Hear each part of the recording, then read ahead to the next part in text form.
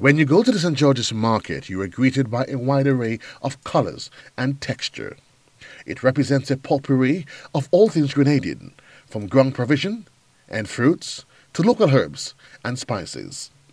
Livingston Nelson says many take this coming together of Grenadianism for granted, but it is time to stop and think about what the market really represents. Because the marketers are what you call the soul or the salt of the Grenadian people.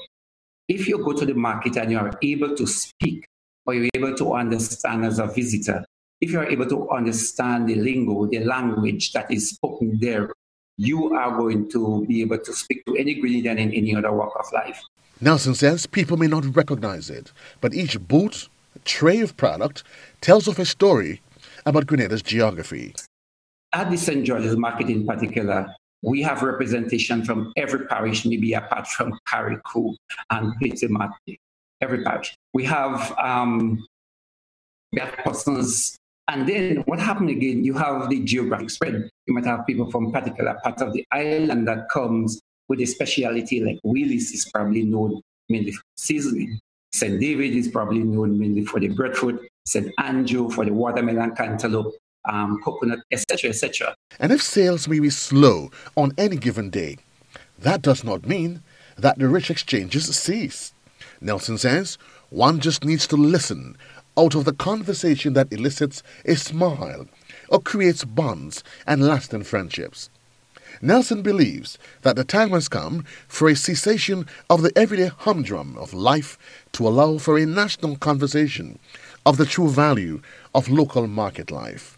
But again, when I mentioned the salt and the soul of the Grenadian culture, you get that in the market because of the many things that happen. The way we speak, the way people speak to each other, the way they flirt.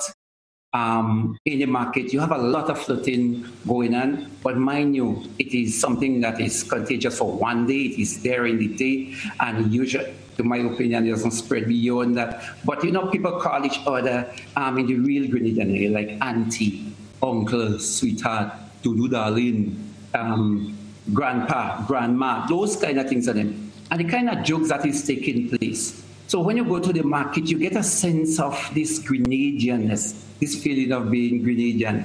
So the market is like this, as I say, this melting pot, this area where you get a chance to seriously experience Grenadian culture.